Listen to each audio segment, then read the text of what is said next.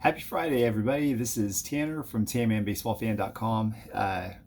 I watched little snippets of the Field of Dreams game last night, and man, it just got me here.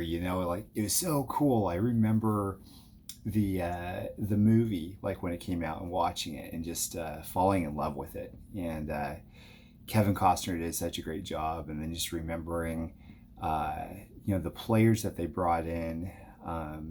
Actors to play to play parts of the players rather. I also remember being so excited about Field of Dreams that I wanted to go watch It Men Out afterwards, and I think as a 9 or 10-year-old, it didn't click with me, so I don't even think I really watched all of it or anything. So I still kind of have to watch that. Since then, I read a book called Turning the Black Sox White. Seems more of a biographical kind of book for Charles Comiskey.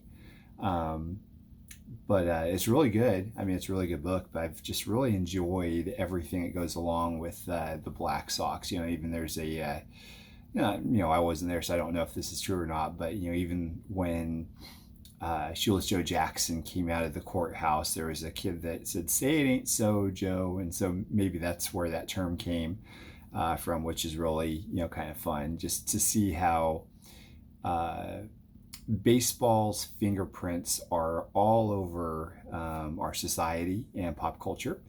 And so anyways, because of the game last night, and first of all, let me talk about it a little bit here.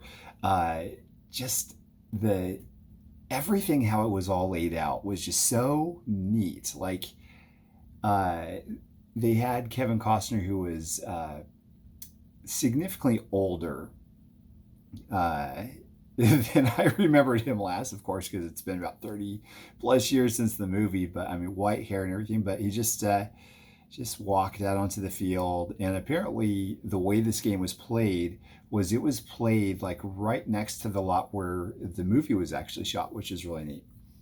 But anyway, so he walks out and he's just kind of holding the baseball and looking around and stuff. And all of a sudden, whammo, like the baseball players come out from the cornfields. And it was just such a neat, goosebump situation. Yankees played the White Sox. They were all wearing throwback jerseys, which was really, really cool. Even watching the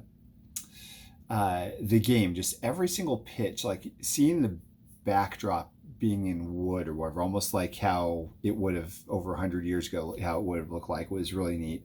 And the stands also, by the way, they were like behind the diamond, but there was nothing else around. That was like all cornfield and everything, which is really neat. So it was kind of looked like a much more intimate setting. So like if somebody hits a home run, it goes into the cornfields. I mean, so I heard that they're going to do this like once a year, which I'm all for. I love it. And fun fact, by the way, last night Tim Anderson, he walked off with a 2-run homer to end the game for the White Sox.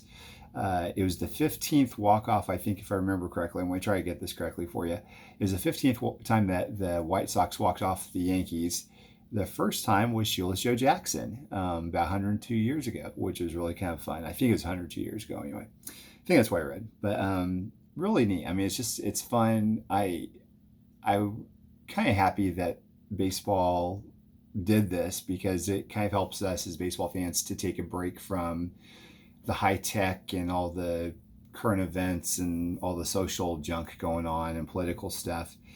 And get a feeling of just baseball, and in a much more simpler term. And that's what was so appealing to me. I mean, I really, really liked it. So all the while, I decided to, and it's funny because like I remember hearing about this game probably a little over a year ago, and I didn't really even care. I mean, I literally didn't care much about it. I was just thinking, okay, well, it's kind of cool, I guess. But then as I watched it, that really kind of got me in the feels, and so I have this set, and I've showed it off before. It's a 1919 W514 set, and it's claim to fame, so to speak, aside from all these cards being done by, they're kind of weird looking. Let me show you. Here's like a Walter Johnson. This is it's like a very rudimentary drawing, but apparently, I don't know if all of these are like this, but the ones that I found anyway, these aren't just like freehand drawings. They were drawings that were based off of Charles Conlon photographs, which is really kind of a neat thing. And I really like seeing that because it, kind of adds to the historical significance of this and everything. So from Charles Conlon. So a couple other things.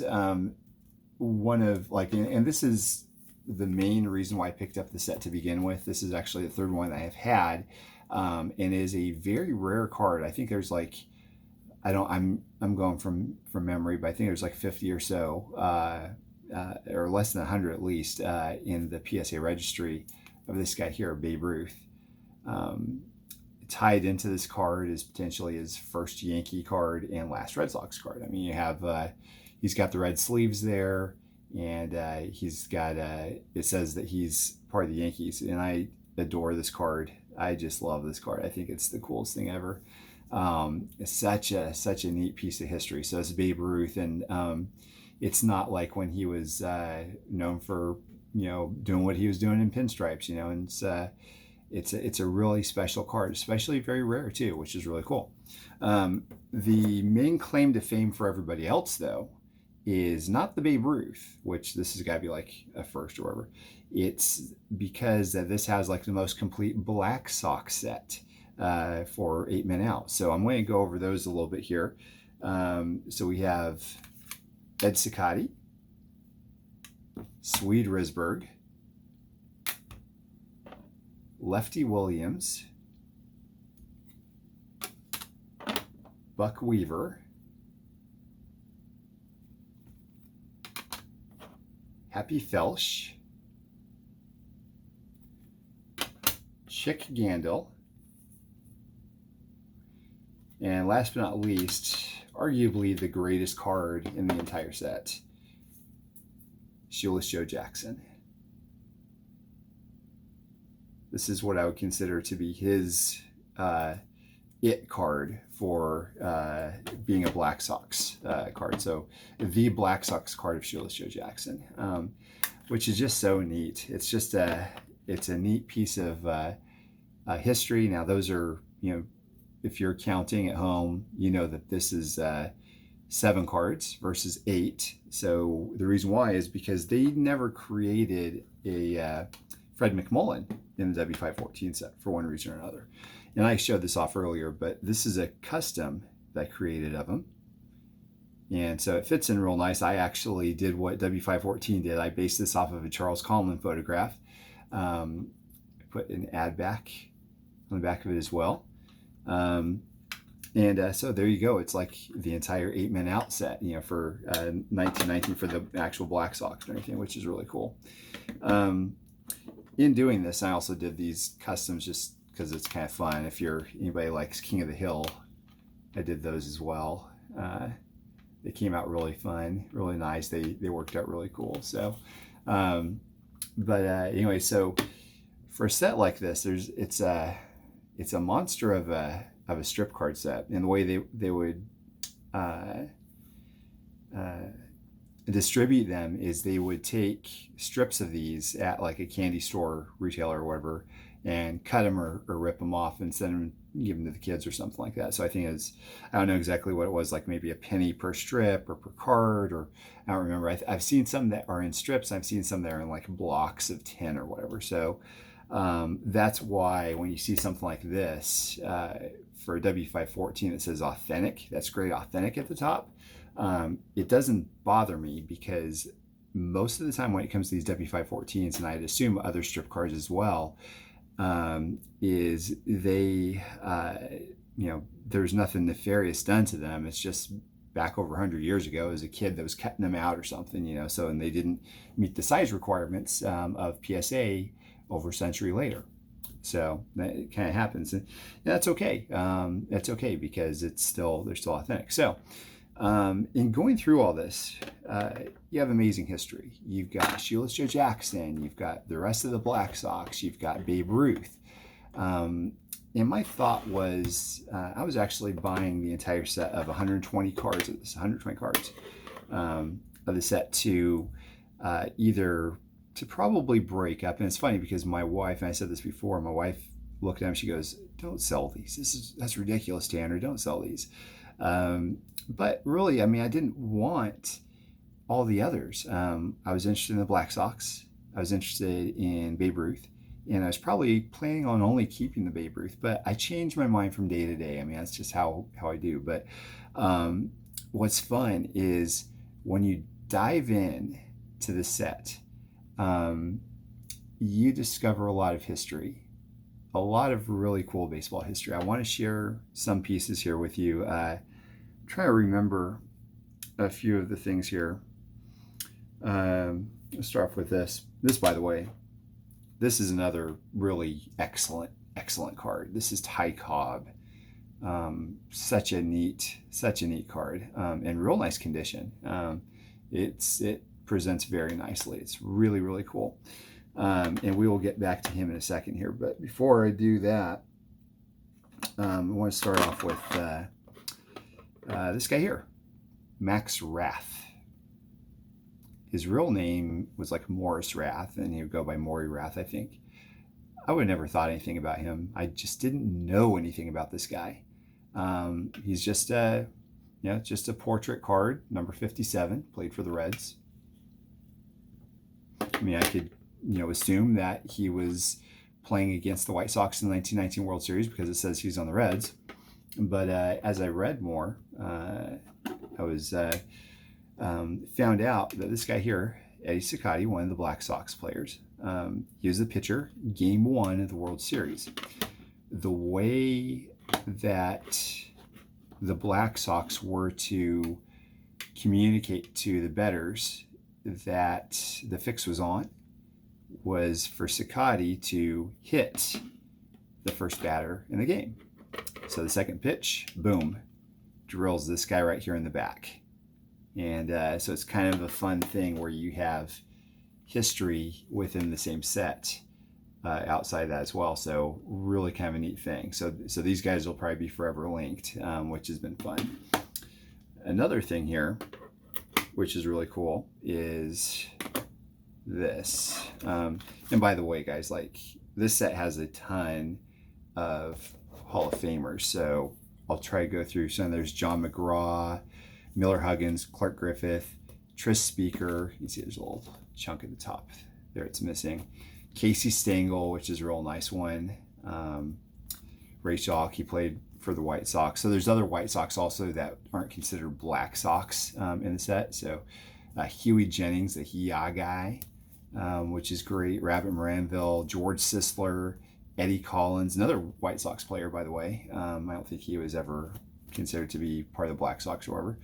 Grover Alexander, real nice one as well. So a lot of star power in the set. Eddie Roush, Frank Home Run Baker, Wahoo Sam Crawford, I think his name was. Christy Mathewson, he's one of my favorites. Rogers Hornsby, and Napoleon Lajoie.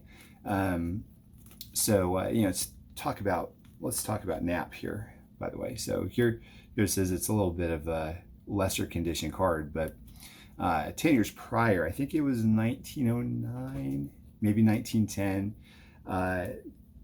this guy and this guy here were in a batting race for the batting title. And so they were going day to day, they're slugging it out over and over and over again.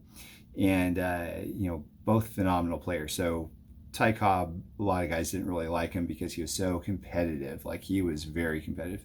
A lot of people love Knapp. Like, Napoleon Lajoie was a hometown hero. Like, they called Cleveland the Cleveland Naps for a while before they became the Indians and now the Guardians. But he was a loved player and very, very, very good. So I think it was, I want to say Chalmers, the Chalmers Motor Company. I could be wrong, but anyways, they did this contest deal where they said whoever wins the batting title, we will give a brand new car to. And so the opposing team that was going against Lajoie's team, I heard this from reading somewhere, I'm not sure how true this is, but apparently what they did was they were the last game. They said, listen, we don't really like Cobb all that much. Give this guy some meatballs to hit or something, and don't field them too well, which is kind of funny at the last game. But it was neck and neck, and I think they said at the beginning like it was that day it was Lajoie that won, but then the next day they redid the statistics and came out that was Cobb that won or something. I'll have to brush up on my history on that, but it's like it was a really, really interesting story, like just very attention grabbing. And so the company actually ended up giving both of them cars. And I don't remember who the factual winner was, but Lajoie said, hey, I think the company liked me a little more than Cobb because my car seems to run a little better or go a little faster or something. So really kind of a fun thing. So here's another piece of interesting information. And so I'm just kind of going through these guys and like just seeing all the stories. Like there's a lot of history here, and not just history, but compelling stories. So we have this guy here too. It's number 88. It's Bob Veach. See that right there, Bob Veach. And I'll be honest with you, I had never heard of the guy before. I didn't know him, and he is apparently the guy the only one that pinch hit for Babe Ruth. Which is kind of fun. Another fun piece of information is apparently that he was really very happy-go-lucky. Speaking of happy-go-lucky, look at this guy. This guy looks crazy. Funny. Anyways, very happy-go-lucky type. And he was playing with Cobb, and Cobb, I guess, apparently became manager at some point, and Cobb did not like his way of playing. Like Veach would joke around with other players. He was just very good natured and laugh with the opposing team and all that. And Cobb he was a competitor. He did not like this on his team. So Cobb goes to one of his other players and he goes, hey, I want you to heckle the heck out of this guy. When you're behind him, tell him he's yellow belly and tell him he's this, that, and the other. And do not let up. Agitate him, wipe that smile off his face. And so the other player did. So for the entire season, poor Bob Veach was subject to all kinds of verbal abuse from one of his teammates. And as a result, he ended up having a really good year. And, he was no joke, by the way, either. Like from 1915 to 1922, he was like the leader in RBIs and some other things here, which is, phenomenal, especially for a guy that I never heard of before. But anyway, so Ty Cobb was the mastermind behind that. Cobb actually broke his promise in telling and spilling the beans on this apparently. And so the other teammate went to Veach and said, hey, listen, Cobb put me up to it. Cobb wouldn't come clean. So Veach had a grudge for a long, long, long time on this guy apparently. This is what I read anyways, which is really kind of amazing. And so this fella here, Ty Cobb, he's a scoundrel there. But so you have just two of these stories. Two of these stories were amazing. Never mind the fact that books can be and have been written on the Black Sox and Babe Ruth. But you see all of these, the entire set, like just all kinds of cool history. And so it's kind of fun because I think that eventually what I'd like to do is it makes me want to see do more research on these guys. Like we have 120 cards. There's like 120 probably compelling stories, one behind each guy at least. Like Wally Pip. I'm sure you've heard of Wally Pip. There's no facts I can come up off the top of my head about Wally Pip, but I know there's something there. I just can't remember what it was. I think maybe he was replaced by DiMaggio, or I don't know. But Bill Killefer, Nick Cullip, Jeff Pfeffer, Joe Gedeon. All these guys, like there's so many of them, and it's fun. And also the teams. There's the Browns, the Cubs, the Quakers. How cool! Just what a neat deal. What a neat thing to be able to have like a historical document or whatever of in the form of baseball cards, in the actual set. So I put these up for sale, minus the Ruth, and the Jackson. Kind of second guess myself, especially after just diving into this a little more. It's like I'm getting more nostalgic when I'm reading the stuff, but I don't know. So I mean, if you're interested, reach out to me. I don't know if I'll be able to get rid of these, but it's been fun. It's been very fun looking through all these and seeing all the stories and learning. They're powerful learning tools, and it's almost like it's like a dark room. So you have like this W514 set that's a dark room, and whenever you shine a flashlight on one card or one little piece of information, it comes to life. It's as colorful as the cards are. I mean, by the way, look at all the different colors that are represented in these cards. So they're very colorful. They're real nice looking as far as color goes too. And so it's fun that way. It's fun to learn more, and I always love learning about baseball history as it is, and so it kind of gives me, I guess, a little extra gumption, if that's the right word, to learn more when I actually kind of have a little bit of stake in the game, so to speak, with this set. But yeah, just a really neat set. I mean, I love the Shoeless Joe Jackson. And where's that Babe Ruth? Show this one more time here again. Oh, here it is. Yeah, I mean, it's just, like I said, just a really neat card, really neat piece of history. And I was actually talking to my brother-in-law about this. He's one of the very few people that have been up here in my office to look at some of the cards I have. And he doesn't collect cards or whatever, but I told him about the story, the history of this card. And, his jaw dropped. He was just so excited about hearing of this card and its significance, which is really cool. Because from the outside looking in, I mean, it looks like a fairly crude drawing. Like, what's the big deal about this? But it's actually drawn based off of a Charles Conlon photograph. It's potentially his first Yankees card. I mean, this is what I call the Curse of the Bambino card, by the way. I've said this before in the past, because what it looks like almost is, and I can't verify this, but this is what it seems like to me, is the artwork was done when he was a member of the Red Sox, and it was produced after he was sold to the Yankees. So it's like it kind of bridges this very important gap, like the most important gap probably in baseball history, being that Babe Ruth switched over. Like if Babe Ruth was never